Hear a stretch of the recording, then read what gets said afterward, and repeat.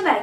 Hoje eu tô aqui porque eu quero voltar a gravar vídeos sobre pedagogia. Eu sei que muitos de vocês não curtem tanto, quer dizer, não sei, né, se muitos, mas vários de vocês não curtem tanto essa parte de mestrado, a vida mais acadêmica e tal. Então agora o meu canal tá com esses dois públicos, tanto o pessoal da graduação de pedagogia mesmo, que quer sala de aula ou quer outras coisas na área e não querem seguir pro mestrado, doutorado e tal, mas tem um pessoal novo também chegando por essa parte acadêmica, então eu vou atender todo mundo porque eu adoro falar sobre esses dois assuntos.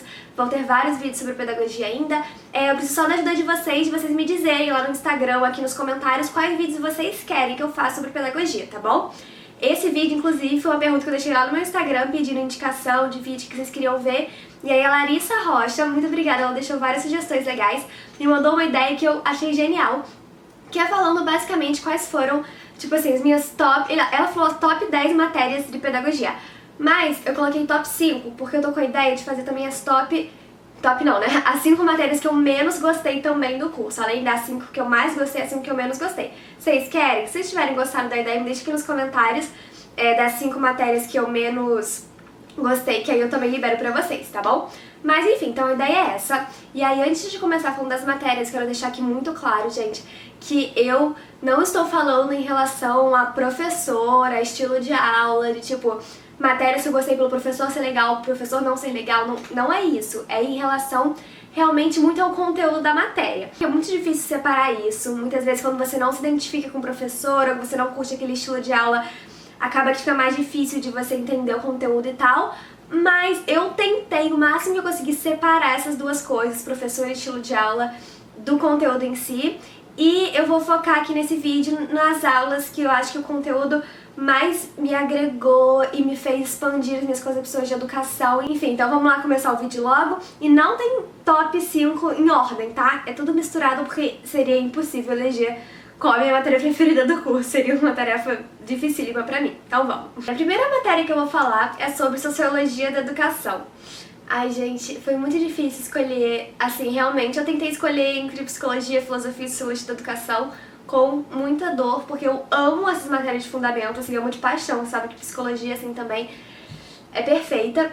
E Filosofia eu também gosto muito, então, enfim. Mas, o que acontece? Sociologia me fez abrir os olhos, sabe? Sabe aquele vídeo que eu fiz também daquelas coisas que me, enfim, transformaram durante a faculdade? Ter aulas de Sociologia da Educação foi muito importante pra mim, assim, demais, demais, demais. Porque eu tinha muito aquela visão de educação como algo que salva, sabe, algo super maravilhoso, que salva a criança, uma visão muito romantizada da educação.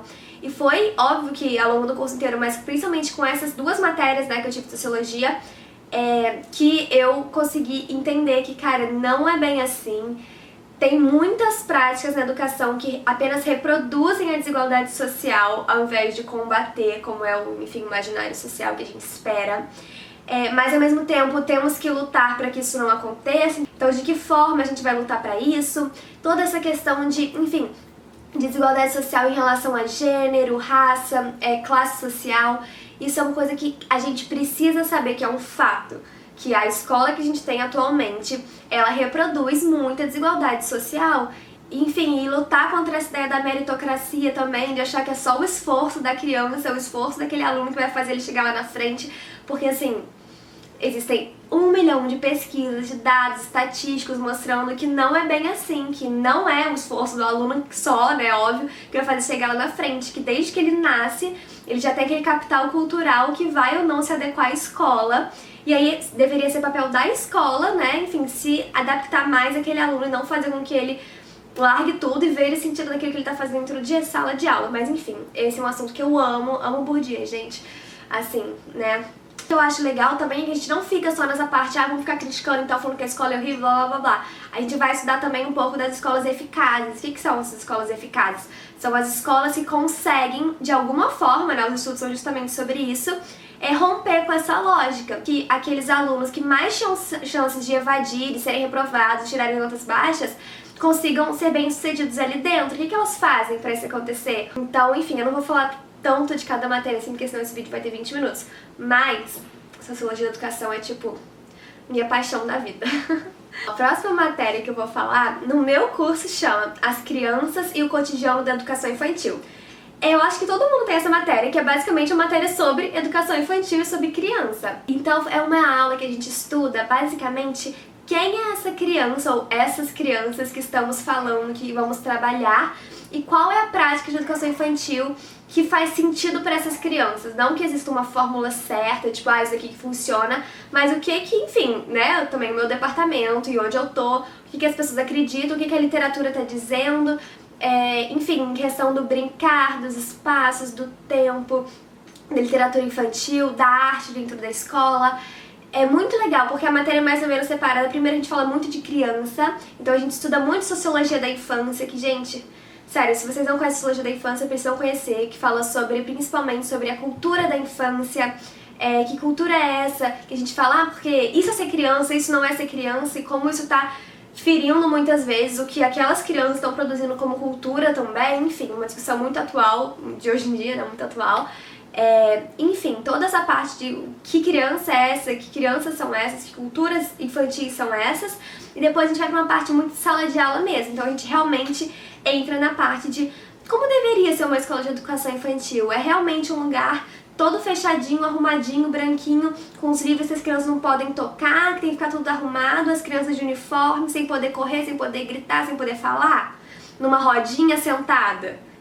Elas precisam andar em fila pra ir pela escola inteira. Por que elas não podem andar sem fila? Às vezes é um lugar perigoso, às vezes não é. Por que a auxiliar de sala de aula fica só com as funções, muitas vezes, de trocar fralda, dar banho, não sei o quê, enquanto a professora regente fica com a parte pedagógica? É separado o pedagógico, enfim, o cuidar do educar? O cuidar é menos importante do que o educar? Trocar uma fralda não é algo educativo? Então, cara, essas discussões você fica assim, ó. Eu acho que, em relação à educação infantil, enfim, todos aqueles sensos comuns que a gente tem, sensos comuns, sei lá, todas aquelas concepções de senso comum que a gente tem vão se quebrando durante essa aula, porque você fica, cara, é nisso que eu acredito, tem muita coisa na sala de aula que tá errada, que não deveria ser assim, mas ao mesmo tempo é a realidade que temos, então a gente tem que tentar encontrar brechas nessa realidade, mas tem que também ficar julgando as professoras por estarem tendo uma prática que a gente não concorda, porque tem toda a questão do sistema por trás, então, gente, é uma loucura, você fica meio com a cabeça fervendo. Mas é muito interessante, que eu adoro discutir essas questões mais práticas também de sala de aula, então é uma matéria que acrescenta demais, demais, demais. E aí, emendando, como eu falei, né, que não adianta ficar se culpabilizando indivíduo, por que não adianta? Porque tem toda uma estrutura por trás, e é na matéria de política educacional que a gente vê o que é essa estrutura, pelo menos um pouquinho do que é essa estrutura. Como eu já falei pra vocês antes, eu entrei na faculdade dizendo que eu odiava política, que eu não servia pra falar de política, que eu não gostava, que eu não entendia, ponto, e me negava a estudar política, entender política. E com essas matérias, sociologia, todas essas matérias que eu tô falando agora, eu fui entendendo que, cara, política é vida, tipo, não no sentido política de partidos, mas no sentido também, né, claro, mas no sentido de que, cara, educar é um ato político pra sempre, não adianta, enfim, falar que educar não é político, porque todas as escolhas que a gente faz na sala de aula são políticas, sim. As duas matérias de política que a gente tem, né, a gente tem política educacional 1 e 2. A 1 foca mais em educação infantil e fundamental 1, e a 2 mais em fundamental 2 e ensino médio. E a gente foca muito na questão de fluxo, de qualidade, quantidade versus qualidade, de acesso e de evasão. Então, quais são as políticas que existem atualmente, que já existiram, para combater, por exemplo, a evasão no ensino médio, a questão da política de ciclos, né, enfim, primeiro, segundo e terceiro ano da alfabetização. E aí a gente vê pesquisas mesmo, está sendo eficaz, está adiantando, está melhorando, está piorando, e é uma coisa que a gente, tem coisas que são fatos e tem outras que são discussões, então é uma aula muito dialogada, de debate, sabe? E a gente, querendo ou não, fala de qual governo que implementou aquela medida, qual governo que barrou aquela medida, questão dos cortes na educação, tudo isso é uma matéria muito dia a dia também. Óbvio que a gente tem que falar um pouco do passado, porque, enfim, a gente pega bem realmente, não é uma coisa muito histórica assim, mas a gente tem que falar, por exemplo, da LDB, a gente tem que falar da Constituição, a gente tem que falar do período pós-ditadura. É muito importante discutir essas questões mais práticas, mais práticas não, as questões de política, né, de dia a dia mesmo, como isso impacta em sala de aula, a vida daquele aluno. Realmente estudar esse sistema, sabe? E como as leis mais ou menos são feitas, e questões dos poderes e tal, enfim, é muito relevante pra gente entender melhor como tudo isso funciona, o que tá por trás desses discursos políticos também, enfim. Política é ótimo, gente, é importante. Eu sei que muita gente não gosta, muita gente não acha importante, mas assim, tentem focar um pouquinho nessa matéria de vocês, se vocês tiverem, quer dizer, com certeza vocês têm algo parecido. Então, não abandonem política. Tentem, se esforcem um pouquinho pra ler os textos, pra ver se o que vocês gostam mais ali dentro, mas assim, é muito importante. Enfim, eu me arrependi também na época de, por exemplo, Política 1, eu não era tão ligada nisso. Eu nem prestei atenção direito nas aulas e tal, mas Política 2 eu já tava super mais engajada no assunto. Mas, enfim, é isso. A próxima matéria que eu vou falar é multiculturalismo e educação. E, gente, nossa, vocês podem ver que as minhas matérias tendem muito pra esse lado social, mas é porque eu tendo aí muito pra esse lado, essas matérias que mais me fizeram mudar o meu olhar, sabe? Multiculturalismo e educação, a gente estuda tanta coisa. Primeira coisa que eu acho muito importante que a gente estuda é a questão do multiculturalismo mesmo, sabe? É a questão até dessa discussão, né? Se é multiculturalismo ou interculturalismo, o que agrega mais, o que enfim, é mais aceito no campo, nesse campo de debates, né, atualmente e tal. No caso é o interculturalismo, né? Já dando a resposta pra vocês. Enfim, e a gente vai estudar basicamente essa aula foi dividida em meio que em oficinas, que é uma metodologia que a gente utiliza muito, e aí cada grupo escolheu um tema, tá? Mais ou menos só pra vocês entenderem por que eu tô falando desse aspecto. Mas antes disso, a gente vai realmente pra uma área muito de antropologia, assim, inclusive antropologia foi uma das matérias que eu amei. A gente vai muito pra essa área de antropologia, de romper esse olhar etnocêntrico que a gente tem, de achar que a gente é o melhor, a minha cultura é melhor que a outra, esse debate de até que ponto a outra cultura tá ferindo os direitos humanos, se deveriam existir realmente direitos que são humanos e universais. Então a gente entra nessas questões muito polêmicas de que concordamos com direitos humanos, eles têm que ser universais, e até que ponto a gente pode interferir na cultura do outro, sem ferir a cultura dele, mas dizendo pra ele que ele tá ferindo um direito de uma pessoa. Enfim, cara, são questões muito, muito complexas, mas que eu acho muito interessante de discutir. Na aula de Direitos Humanos a gente também discutiu muito isso. Essas duas matérias andam, tipo, juntinhas, coladinhas. E as duas me acrescentaram muito, eu fui escolher essa.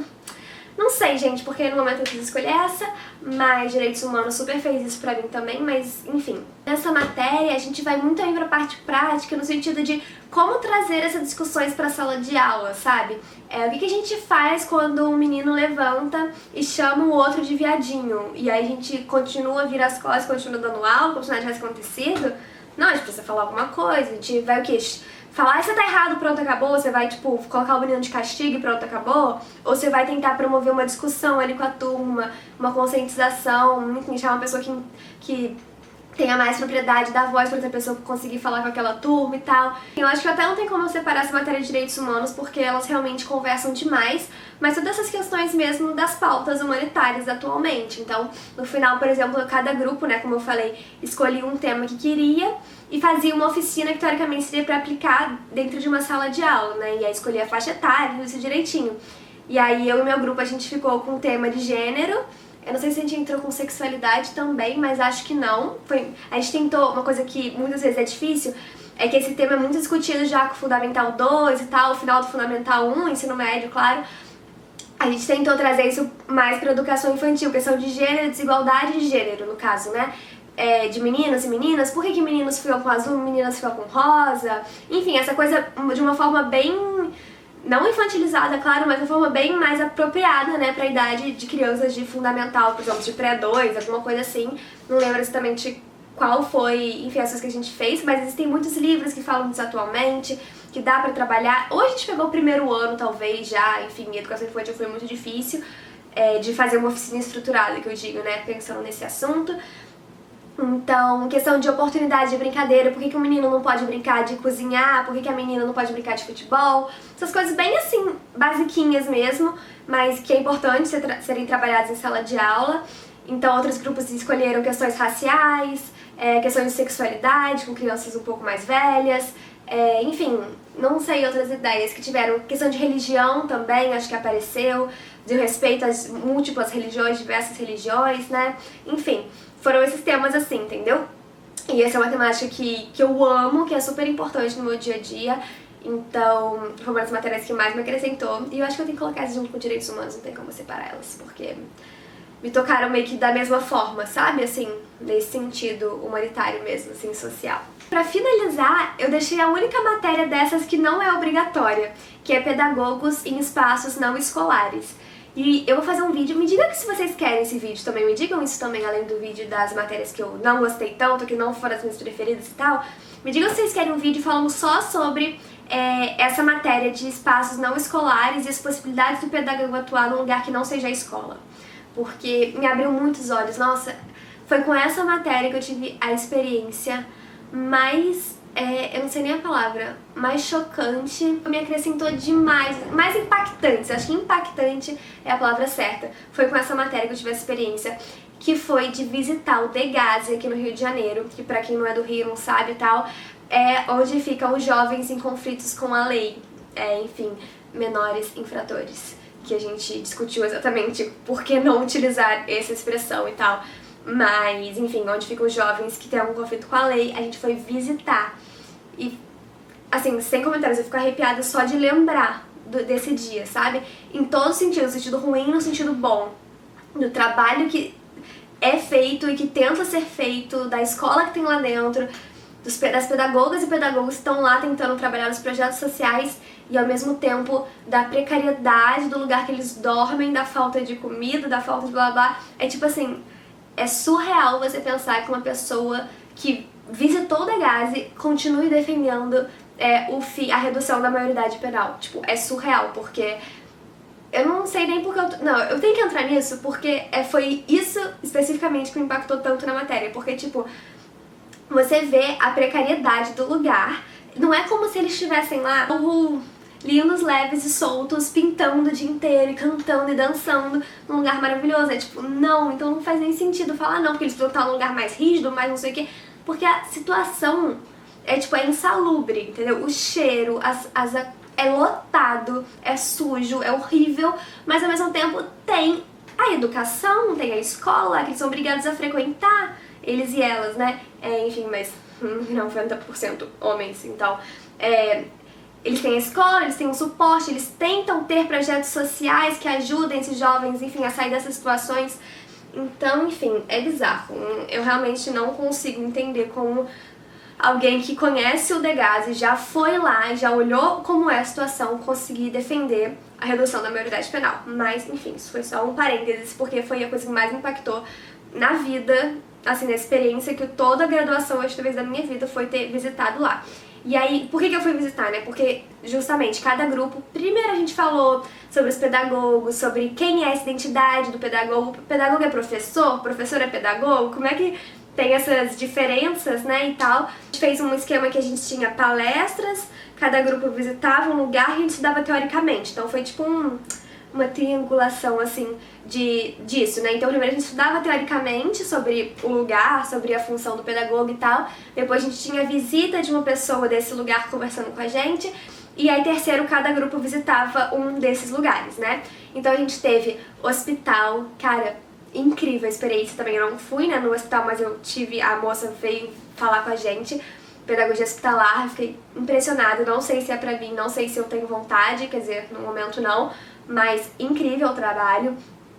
Pedagogia empresarial, que eu tenho quase certeza que pelo menos o que eu conheço eu não quero, tipo, quero ficar bem longe da pedagogia empresarial, mas enfim, né, nunca sabemos, mas eu não gosto muito, mas é um campo, né, enfim, de atuação no RH e tal, tem várias coisas, na verdade.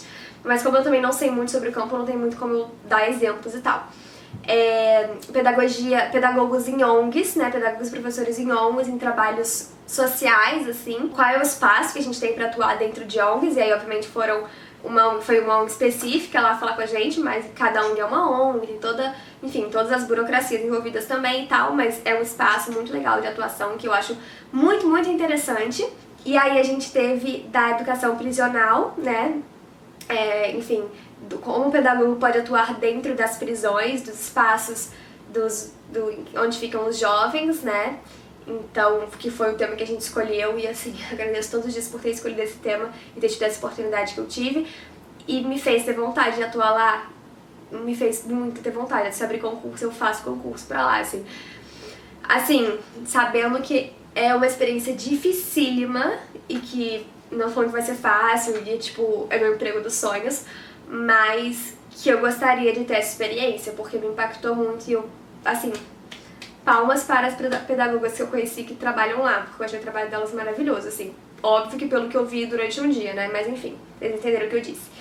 Então, foi muito legal ver essas possibilidades de atuação pra fora da escola, sabe? Mas que eu amo escola, amo educação infantil e queira focar nisso por enquanto, foi muito legal ampliar o olhar e ver em quantos lugares a gente pode atuar. E óbvio que ainda tem museu, tem brinquedoteca, tem até empresas que precisam, enfim, essa coisa, empresas no sentido, tipo, produção de materiais didáticos, brinquedos, agora tem toda a área de tecnologia que tá precisando também de pedagogos e pedagogas, enfim, tem um monte de área que não deu tempo da gente comentar, a gente optou pelos que a gente queria, de acordo com o nosso interesse, mas eu posso fazer um vídeo específico falando sobre essa aula e cada uma das diferentes possibilidades que o pedagogo tem fora da escola, tá bom?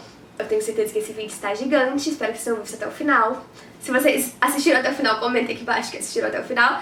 E não se esqueçam de me dizer se vocês querem 2 vídeos. O vídeo falando das matérias que eu menos curti no curso, que eu não gostei tanto, eu não consegui aproveitar tanto. E o vídeo falando sobre essas matérias, essa matéria que eu tive de pedagogia não escolar, tá bom? Espero que vocês tenham gostado do vídeo. Beijão pra vocês e até a próxima.